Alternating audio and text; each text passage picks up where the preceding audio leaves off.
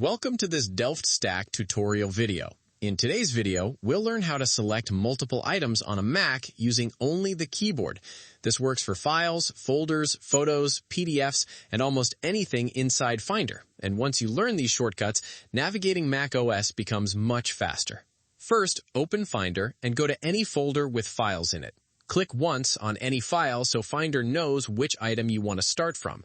Now, if you want to select everything in the folder, simply press Command and A together on the keyboard. Instantly, all files and folders inside that window will be highlighted. This is useful when moving files, copying folders, or deleting multiple items at once.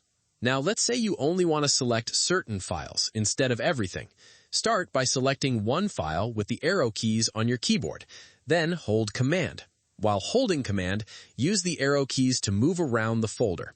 Each time you press spacebar on a file while still holding Command, macOS will add that file to the selection without removing the others. This is helpful when the files are spread out in different areas of the folder.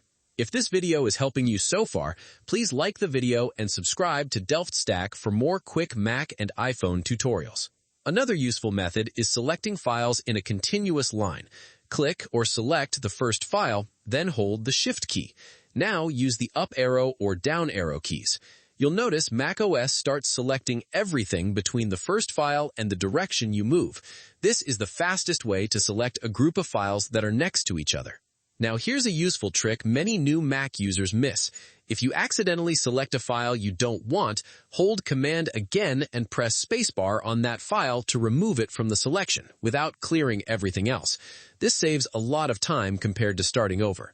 These keyboard shortcuts work almost everywhere in macOS, including Finder, Desktop, Photos, and even some third-party apps, so they're worth practicing until they become muscle memory.